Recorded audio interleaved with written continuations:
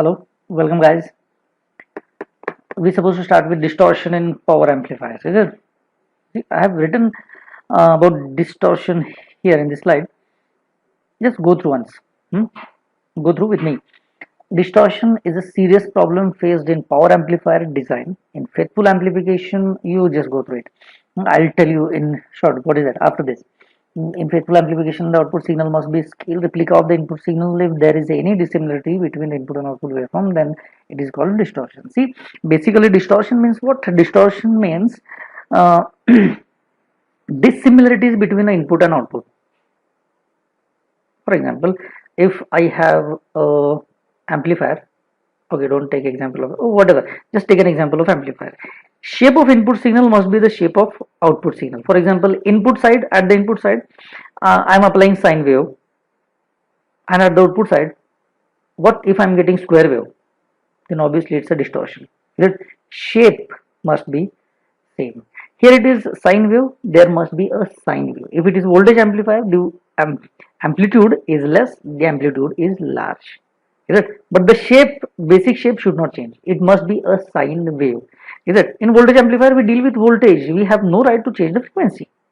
But we have no right to change the frequency at all. So if there is a change in basic shape or dissimilarity in basic shape, it is then distortion. That's what written. If there is any dissimilarity, see, if there is any dissimilarity between the input and the output waveform, then the output is said to be distorted. You apply sine, you must obtain sine wave at the output. Otherwise, you apply sine wave at the input and you are getting triangular wave at the output, square wave at the output, pulses at the output. This is what distortion. Okay. So basically distortion in power amplifiers, there are so many reasons for the distortion in power amplifiers. See, unpleasant sound coming from audio system, which is no more the faithful reproduction. See, if you have checked the PAL system, what we call it, there is a mic, there is an amplifier, and there is a loudspeaker. This system generally. So if there is a distortion in amplitude, then obviously the shape is changing. Amplitude distortion means the shape of the sine wave changes. It means the recovery is not proper. Unpleasant sound comes because the recovery of the signal is not done properly. It means there is a distortion during the recovering of the signal. There are so many reasons for distortion, but for the time being, let's think about there is a distortion. And what is distortion? Distortion means shape in the change in the shape or dissimilarity in the shape. Agreed? Now other reasons, bad sound, noise, clipping, etc., those are also distortions. Look at this. I'm showing the figure below shows the faithful amplification and a distorted amplification. Look at this. This is my input. I supposed to get that kind of output. Is it? I want this output because shape is same. Look at this. Amplitude is less, amplitude is higher, but shape is same. That's what I wanted. But what I'm getting this third waveform. It means I'm getting distorted waveform. Now, who is responsible for that? That we need to find. Who is responsible to get distorted output? Who is producing distortion? There are so many components which are producing distortion. Noise can produce distortion. Noise created by the internal component of amplifier cause distortion. Room temperature can cause distortion. So many factors are there for which are contribute the distortion, which are responsible for the distortion. So our point is, what is distortion? What is distortion? There is a dissimilarity between input and output. Look at this. This output is not similar with the input, so it is distorted. This output is similar with the input, so this is not distorted. So I have written output with no distortion and here output with distortion. Okay. Now in case of power amplifiers, there is a distortion. The first type of distortion in power amplifier is crossover distortion. Look at this crossover distortion. Every time the input signal, this I am talking about input signal, every time when input signal crosses 0, then there is a distortion. Look at the shape of input and output. Input shape, look at this, there is no discontinuity. Input signal is continuous. And look at the output. Output is, yes, it is discontinued. Again there is a negative half cycle, again there is discontinuity. Again there is positive half cycle, there will be again discontinuity. So in the output waveform, discontinuities are there. So it means shape is not same. There is a dissimilarity in the shape of input and the output. It means it is a distortion. And distortion takes place whenever input signal crosses zero line. Is it? That's why it is called crossover distortion. When input signal crosses zero line, distortion takes place. A change in shape takes place. Look at this. Here change in shape. Here there is a change in shape. So that's why it is called crossover. When it crosses zero, distortion takes place. Now, why? Why this is happening? Who is responsible for that? Is it the transistors itself are responsible for that? Look at this. This is a class B push-pull amplifier. Transistor Q1 is of NPN, Q2 is also of NPN. Intentionally I am taking push-pull example because we are familiar with NPN transistors. So we have taken so many examples of NPN transistors. So let's start with NPN transistor. To turn on transistor, how much voltage is needed? If it is a silicon transistor, minimum 0.7 is needed. This cut in voltage or turn on voltage, what we call it as VB, base to emitter voltage, because at the base we have to apply minimum 0.7 volt, then only this base to emitter junction will get forward bias and transistor will go into the conduction, at least first stage of the conduction. Is it? It means minimum VBE is needed to turn on the transistor. Yes, we can say that. Minimum VBE is needed.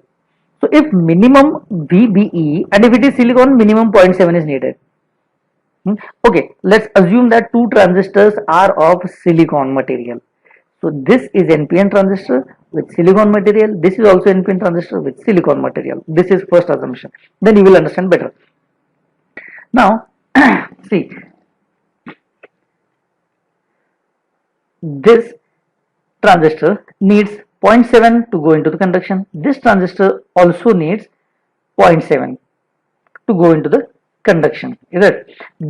Upper transistor Q1 will conduct for positive half cycle. It means it needs plus 0.7. And this transistor Q2 will conduct in negative half cycle. It means this needs negative 0.7 to go into the conduction. Is it? It means from 0 to 0.7, this transistor will be in off state. Is it? From 0, 0.1, 0.2, 0.3, 0.4, 0.5, 0.6, 0.7 up to 0.7, this is in off state. And obviously transistor Q2 will come in active region only in negative half cycle. So during positive half cycle, this is in off state. And even during in positive half cycle, from 0 to 0.7, this transistor Q2 is in off state. It means from 0 to 0.7, both transistors are in off state. Agreed? And if both transistors are in off state, then obviously there will not be any current from VCC. There will not be any current at the secondary of the transformer. There will not be any output power delivered to the load. It means output will be equals to 0 during 0 to 0.7. Even during negative half cycle, look at this. During positive half cycle, from 0, look at this. This point is 0. From 0 to 0.7, from 0 to 0.7, within this period, output voltage is 0. Look at this. From here, output voltage is 0. Output, no output available. Is it? Now, during negative half cycle, so negative half cycle starts, it starts from 0, 0, minus 0.1, minus 0.2. Look at this. From 0, it is minus 0.1, minus 0.2, minus 0.3, minus 0.4, minus 0.7. At minus 0.7, this transistor will go into on state. From 0 to minus 0.7, this is in off state. Obviously, Q1, it needs positive voltage. So during negative voltage, it will be in off state mandatorily. It means during 0 to minus 0.7, both transistors are in off state. See, during positive 0 to 0.7, it is in off state. During 0 to minus 0.7, it is in off state. It means from minus 7, sorry, minus 0.7 to 0, both transistors is in off state. From 0 to positive 0.7, both transistors is in off state. It means from minus 0.7 to plus 0.7, within the complete period, both transistors are in off state. Both transistors are in off state means there is no output voltage. That's why look at this. This is a voltage which is less than 0.7. If voltage is less than 0.7, output voltage is 0. During 0 to minus 0.7, output voltage is 0. It means during that complete period, output voltage is 0. And that's why this half cycle is disconnected from this half cycle. Here, during minus 0.7 to 0, 0 to plus 0.7, two transistors are in off state. So output voltage is not available. And that's why this half cycle is disconnected from this half cycle. And this is crossover distortion. Whenever input signal crosses zero line, there is a distortion. Look at this. Q1 is conducting, Q2 is in off state. Here, Q1 is in off state, Q2 is conducting. Yes, during positive half cycle, Q1 conducts, during negative half cycle, Q2 conducts. But during this period, both transistors Q1 and Q2 are in off. Is it? This is crossover distortion. It looks like this. Look at this. Crossover distortion.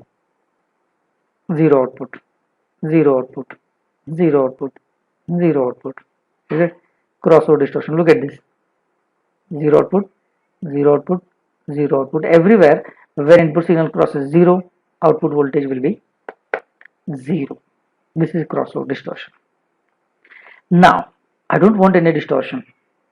Anyhow, I have to eliminate this distortion. What is the way? See, what is the reason for crossover distortion? The reason is this VB or 0.7 is the reason. It means transistor will not conduct until 0.7. And to avoid this crossover distortion, I want my transistor to conduct at even for 0.1. If it is Q1, it has to conduct for positive 0.1. If it is Q2, it has to conduct for minus 0.1.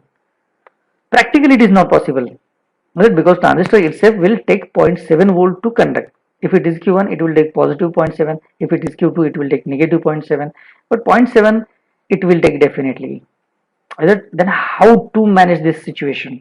Yes, we can manage this situation by connecting positive 0.7 voltage to the base of Q1 and negative 0.7 voltage to the base of Q2.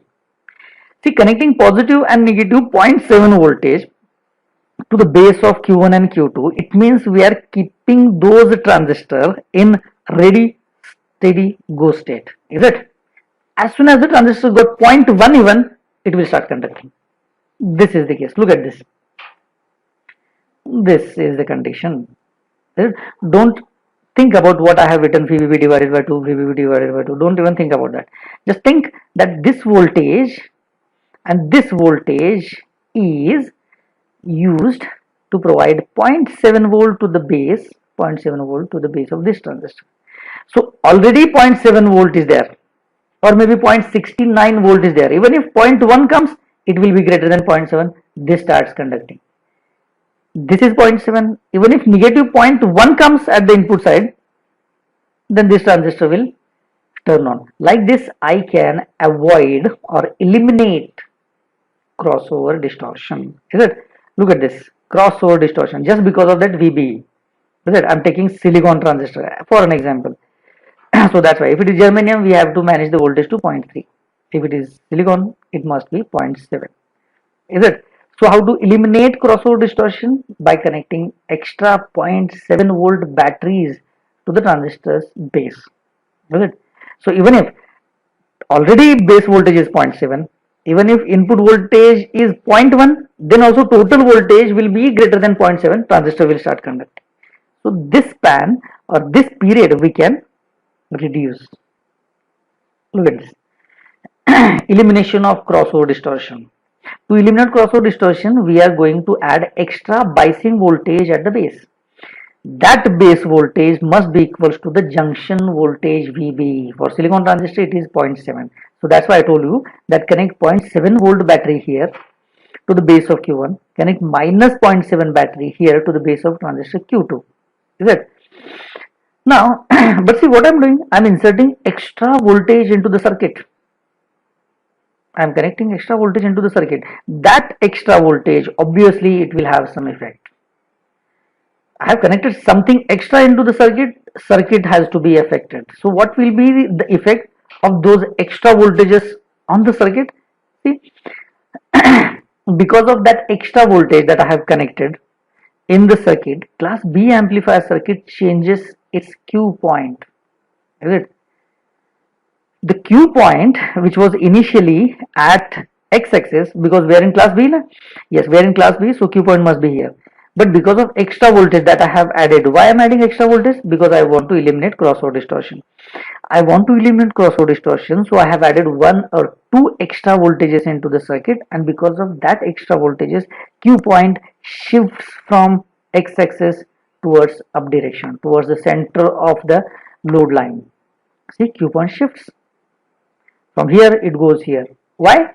Because of extra voltage. That is the effect of extra voltages that I have connected into the circuit. Now, see, because of that extra voltage, Q point shifts and a new circuit come up. This new circuit is nothing but class AB amplifier.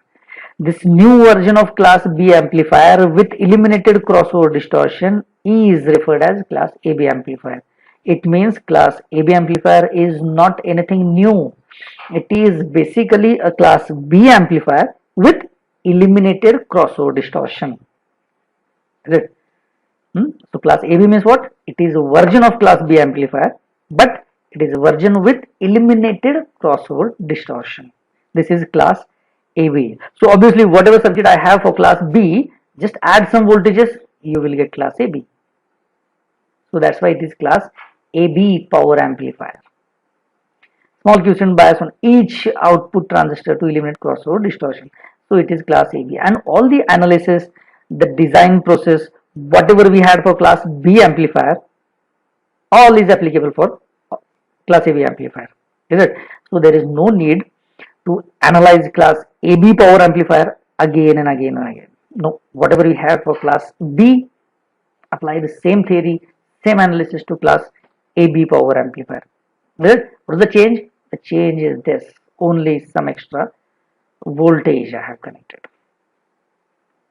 Look at this. Now class AB power amplifier. Extra voltages which are equals to junction voltage. Let me add junction. Look at this. Two junctions I have added. Agreed?